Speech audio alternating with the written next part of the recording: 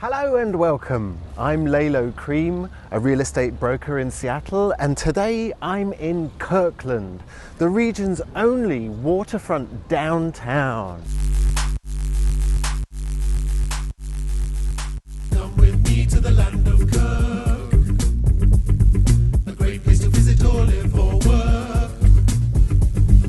Come with me to the land of Kirk. If you don't want to come, then you're being a jerk. Come with me to the history of Kirkland.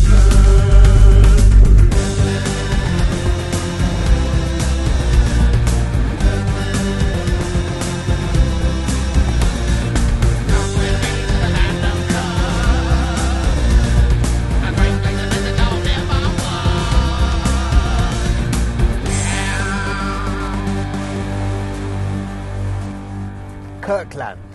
It's more a state of mind than an actual place.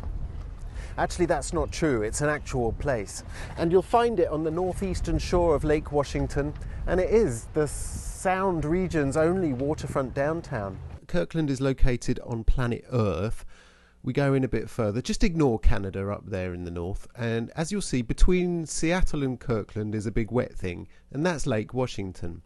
And you've got the 405 on the east side of the lake and I-5 on the west side of the lake, and then 520 and I-90 both cross over the lake. So usually it takes about 20 to 30 minutes to get from Seattle downtown to Kirkland's downtown on the water. But where did it all begin? What are the origins of this city on the water?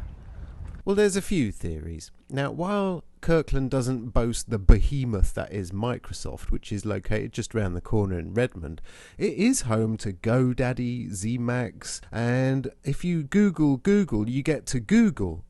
And with Google comes a lot of techies, and with techies come Trekkies. Some say it was originally called James T. Kirkland, which it was dubbed during the Great Nerd Rush of 1843. Others believe that it's named after the popular Costco brand Kirkland. But I actually think that those people are probably wrong and clinically insane. No, the truth is, it all started a long time ago when a young Englishman, not unlike myself, came to America with nothing but a dream and probably the equivalent of several $1 million. In the late 1800s, long before the tech and the Teslas, a handsome and successful steel industrialist named Peter Kirk made the long slog from England to Washington. Like many children growing up in England, he had the simple dream of coming to America and narcissistically naming an entire town after himself and creating a steel mill that would rival Pittsburgh. He'd done his research well. The area was rich in resources, but to cut a long story short, the Great Depression came along and kicked him right in the bollocks. The steel mill never produced so much as a single spork.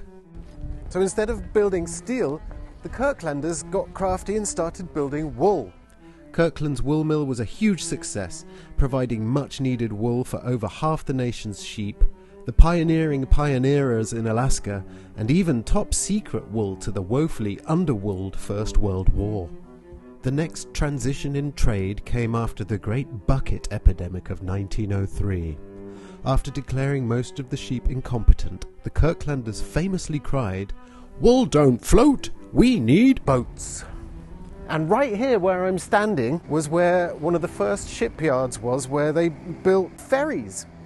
During rationing in World War II, it was just more economic to take the boat across the lake than to drive, walk, cycle or sheep. Everyone loved their ferries, especially Bryan Ferry.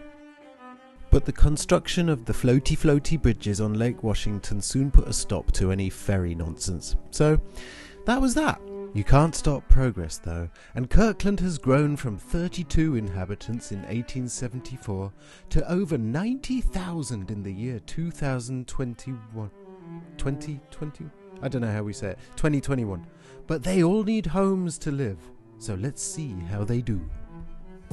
Ranging from $300,000 to over $1 million, Kirkland's got condos, lots and lots of condos, all right on the waterfront. Then if you really want to flex, you got these big mansion ballers right on the water, but they range up to $7 million. Overlooking the lake from above, we've got homes of various different styles. Craftsmen's, modernists. Look at that one, it's all dark and mysterious. Picture yourself waking up each morning in one of these homes, having a stretch, and then looking out over Lake Washington itself. Oh, and there's plenty of choices away from the water. More sort of modern homes, mixed in with classic kind of northwest architecture. Lovely. Then, come for a drive with me up into the suburbs, where there's all sorts of homes from all kinds of time periods. Oh, and look! A Hill Team sign. Alright, here we are at our brand new listing. Actually, scratch that. In the time that it took me to film and edit this video, this listing already sold. We at the Hill Team managed to get 30 offers in and sold it for $250,000 over the listing price. Because that's how we do at the Hill Team. So if you've got a home you'd like to sell, you might want to reach out to me and we'll get it sold. Okay, let's go back. If you enjoyed joining me in the Land of Kirk, then why don't you give me a quick like and a subscribe. And if you've got any questions or comments, if you want to know more about Kirkland or any other neighbourhoods in Seattle's areas, I'm happy to go and investigate on behalf of you, the people. Ah, look at some of those houses down there right on the water. That's proper flex. That does it from me and the Land of Kirk. I've had a very nice day here. I hope you have too. Maybe I'll do another silly Seattle neighbourhood spotlight. I quite enjoy it. Maybe you do too. Maybe you don't like it. Hello, Crow. What do you know, Crow? Okay. See you guys later. Love you very much. Bye.